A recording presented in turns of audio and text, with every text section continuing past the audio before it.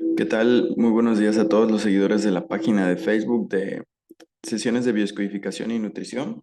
Mi nombre es Michelle Antonio Aguilar Carrera. También a todos los del canal del Sherlock Holmes de las emociones de YouTube y todas las personas que han tomado sesiones conmigo. Voy a darles un regalo de la lectura del libro de Este dolor no es mío, de Mark Wildo, este gran autor que platica su experiencia y comprueba muchos datos científicos sobre cómo es que el transgeneracional, que viene siendo el estudio de todos los patrones, actitudes, creencias, eh, cultura, a nivel personal, a nivel familiar, de generalizando a todo el mundo del ser humano, incluso de plantas y animales, cómo es que tienen el estudio de las generaciones, de generación en generación, cómo es que los patrones se van repitiendo tan específicamente y se van manifestando enfermedades, síntomas físicos, emocionales, transgeneracionales, situacionales, incluso de pareja, en las generaciones venideras y se van repitiendo cíclicamente. Este libro está muy bueno para escucharlo y nos proponemos la meta de leer aunque sea una página, dos, aunque sea unos 20, 30 minutitos diarios, para que puedan escucharlo si es que no tienen la oportunidad de leerlo, por lo menos lo pongan en su automóvil mientras van manejando, mientras hacen el quehacer de la casa, mientras, no sé, están corriendo, trotando. Muy recomendable hacer 30 minutos de ejercicio diarios. Pero bueno, sin más preámbulos, vamos a empezar eh, en la introducción, el lenguaje, el secreto del miedo. En un tiempo oscuro, el ojo comienza a ver. Theodore Rook en una época oscura. Su libro es el futuro de una misión. El libro, tu libro, su libro, es el futuro de una misión. Una que me ha llevado alrededor del mundo, de vuelta a casa a mis raíces, y en una carrera profesional que nunca podría haber imaginado cuando empecé este viaje. Desde hace más de 20 años he trabajado con personas que han luchado con depresión, la ansiedad, las enfermedades crónicas,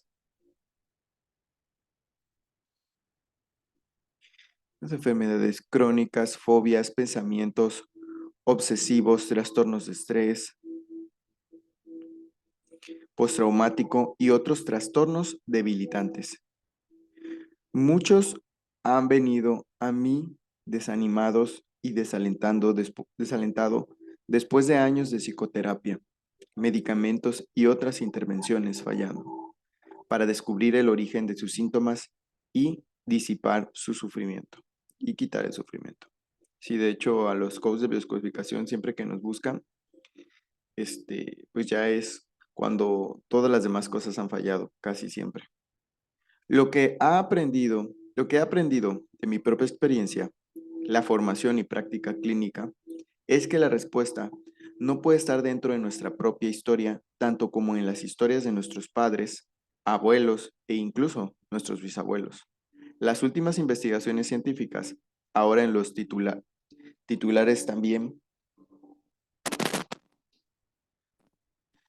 nos dicen que los efectos de traumas pueden pasar de una generación a la siguiente. Este legado es lo que se conoce como trauma familiar, heredada, y la evidencia sugiere que se trata de un fenómeno muy real. El dolor no siempre se disuelve por sí misma o disminuye con el tiempo.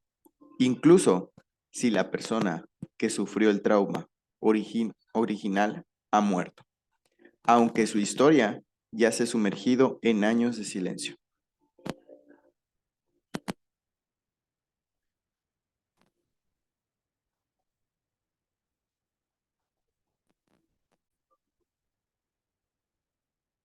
Esta parte está muy genial. Incluso si la persona que sufrió el trauma original ha muerto, aunque su historia ya se sumergida en años de silencio, fragmentos, la experiencia de vida, la memoria y sensaciones de cuerpo pueden vivir como si, como si llegar desde el pasado, si eran desde el pasado, para encontrar una resolución en las mentes, los cuerpos de los que viven en el presente. Hay otro ejemplo incluso que pone la directora de IDE, que es como si tú corrieras, es como si tu padre, tu madre, tus abuelos salieran del mercado cargando una bolsa de piedras y tú corrieras a querer cargarlas por ellos. Es inevitable ver el sufrimiento de alguien o sentirlo en el ADN y no tomarlo como suyo propio.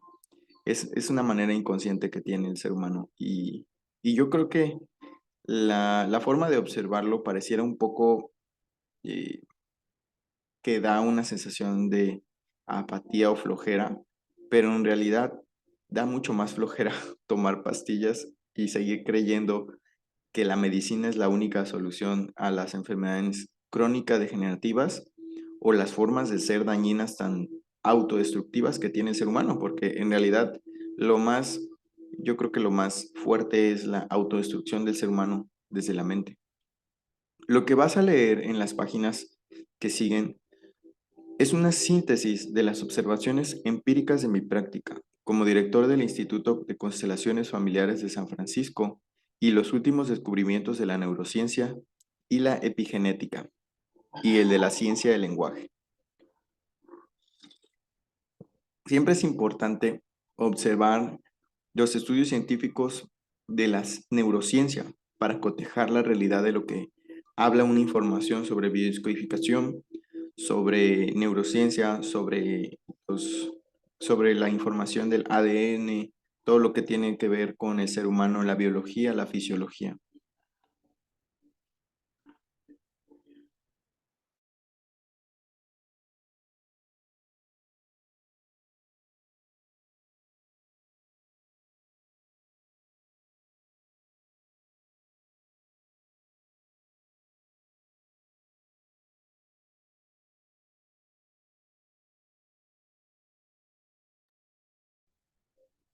Seguimos.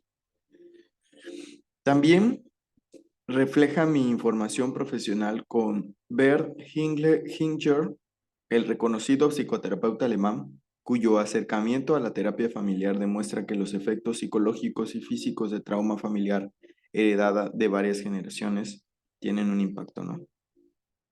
Maravilloso. Gran parte de este libro se centra en la identificación de patrones heredados de la familia, los miedos, sentimientos y comportamientos que hemos adoptado, sin saberlo, que mantienen el ciclo de sufrimiento viva de generación en generación. También la manera de poner fin a este ciclo, que es el núcleo de mi trabajo. Usted puede aprender como yo que muchos de estos patrones no pertenecen a nosotros. Ellos simplemente han sido tomados de otros en nuestra historia familiar. ¿Por qué es esto? Creo firmemente que se debe a una historia que necesita ser contada. Finalmente, puede ser llevada a la luz. Permítame compartir mi propia historia.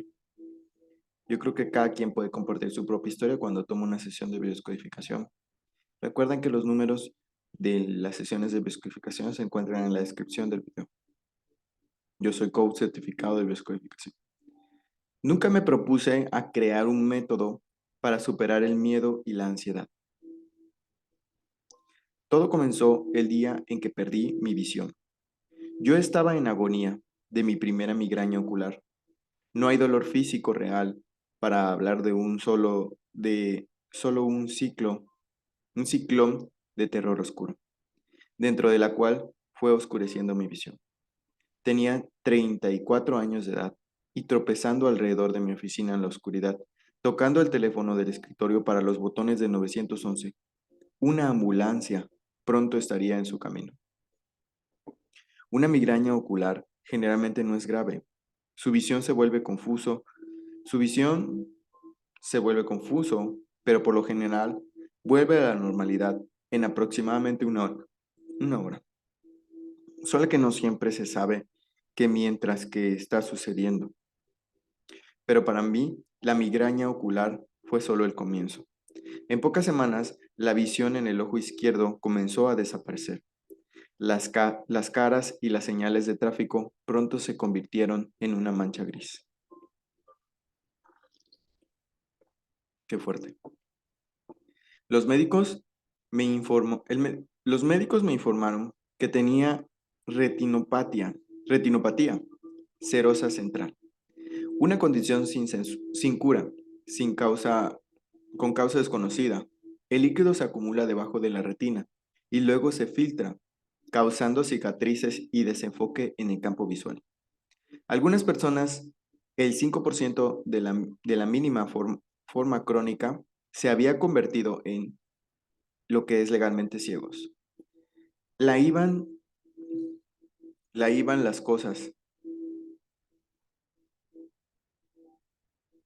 Como iban las cosas, me dijeron que esperar, que ambos ojos se verían afectados.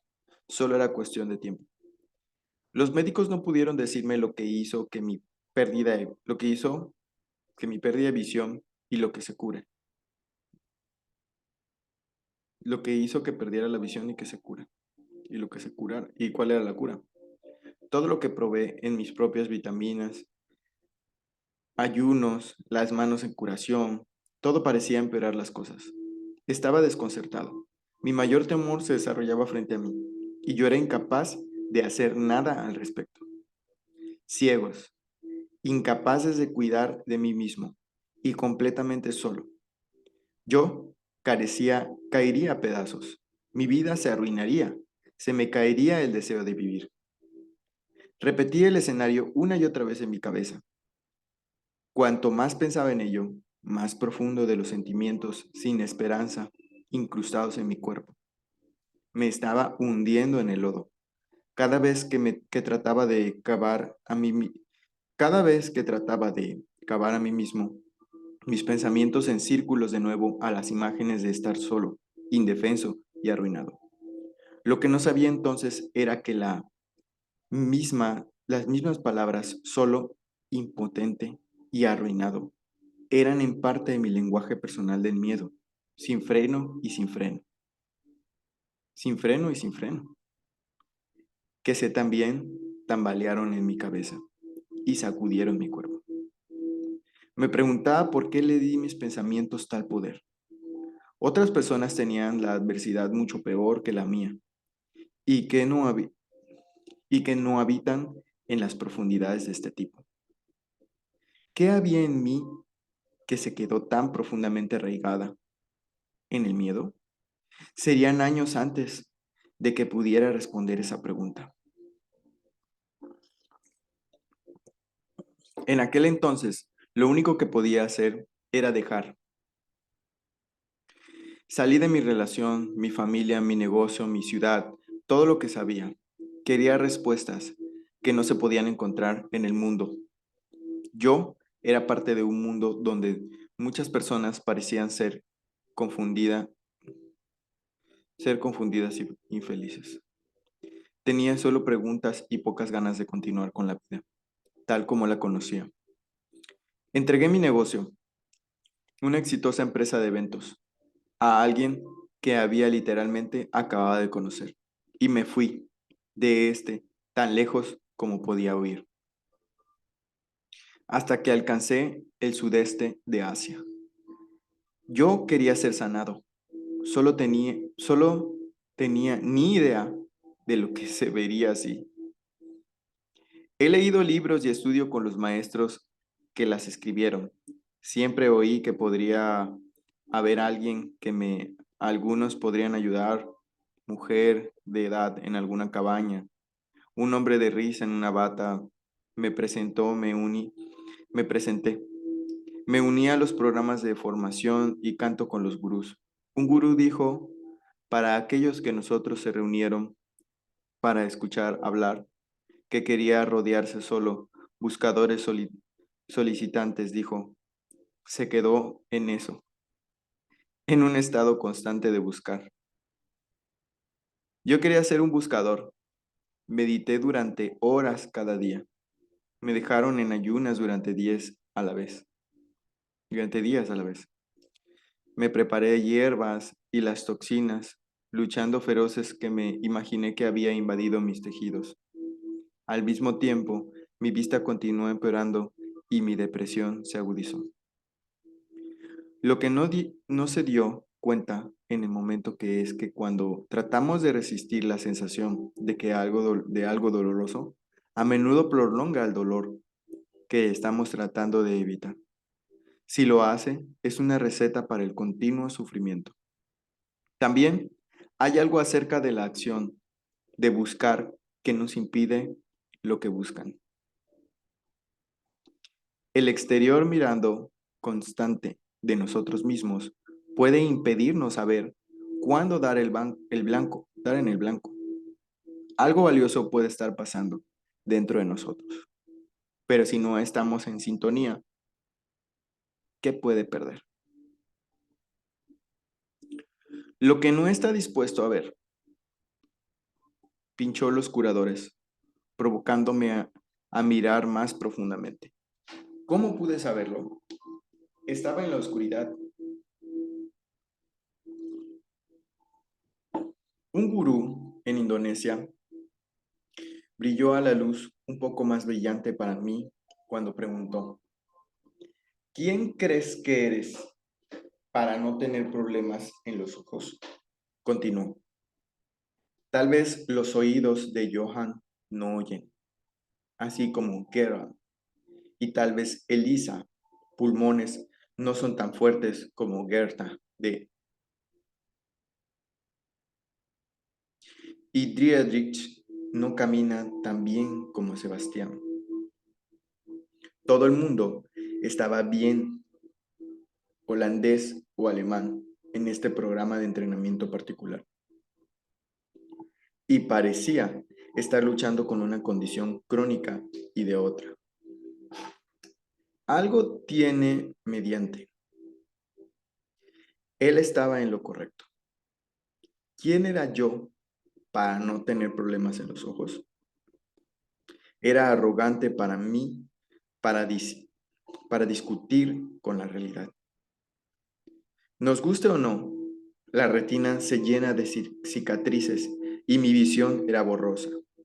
Pero el yo, por debajo de ella, todo estaba empezando a sentir calma. No importa lo que mi ojo estaba haciendo, ya no tenía que ser el factor decisivo para la forma en que estaba haciendo. Para profundizar el aprendizaje, este gurú había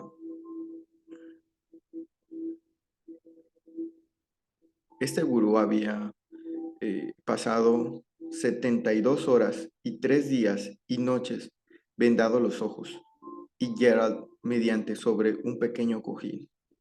Cada día nos dieron un pequeño plato de arroz para comer y beber, solo agua, sin dormir, sin levantarse, sin estar acostado, sin comunicación, ir al baño. Significaba levantar la mano y ser acompañado desde un agujero en el suelo en la oscuridad. El objetivo de esta locura era solo que vienen a conocer íntimamente a la locura de la mente mediante la observación de la misma.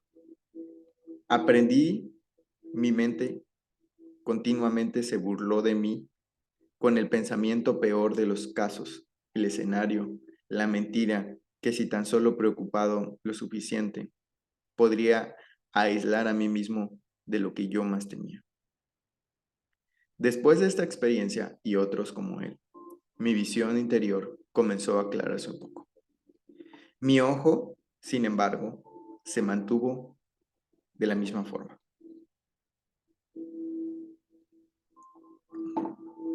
La filtración y la cicatrización continuaron. En muchos niveles que tienen un problema de visión, es una gran metáfora. Finalmente he aprendido que era menos de lo que podía o no podía ver, y más sobre el camino vi cosas. Pero eso no fue cuando di vuelta de la esquina. Eso no fue hasta cuando di vuelta a la esquina. Fue durante el tercer año de lo que ahora llamo mi búsqueda de la visión, que finalmente conseguí lo que buscaba. En ese momento, yo estaba haciendo una gran cantidad de meditación.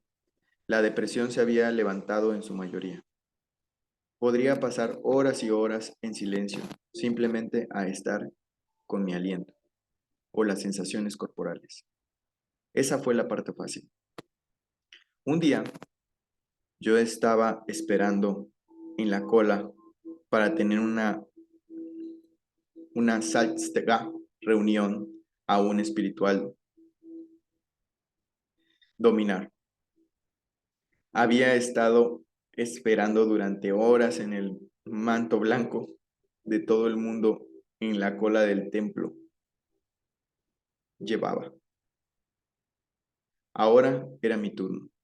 Yo estaba esperando el maestro a reconocer mi dedicación.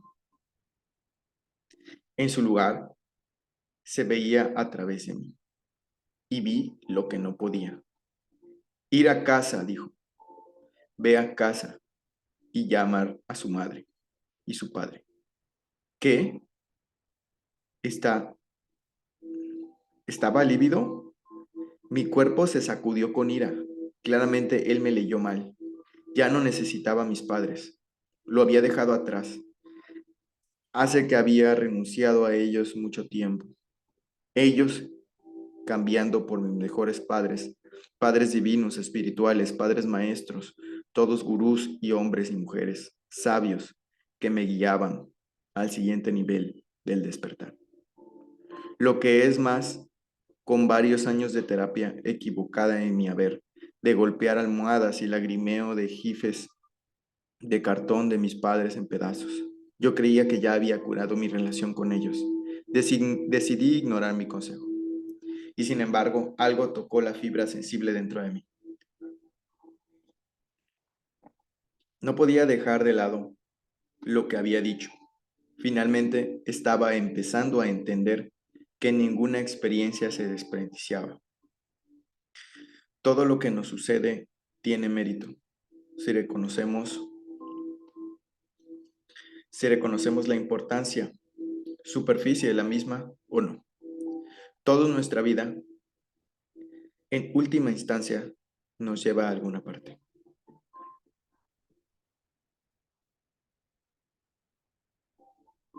Vamos a quedarnos en esta página y nos vemos en la próxima lectura del día de mañana, que voy a estar subiendo estas fantásticas lecturas. Y es característico como el gurú le dice a él, regresa con tu padre y tu madre. Y él pensaba, como todos pensamos, como la gran mayoría cuando hacemos un protocolo en biodescodificación, tomamos una sesión. Los que toman sesión conmigo piensan que su conflicto, su problema, es su síntoma, su dolor, pero solamente es la parte visible del conflicto. El verdadero conflicto está oculto enfrente de nuestras narices.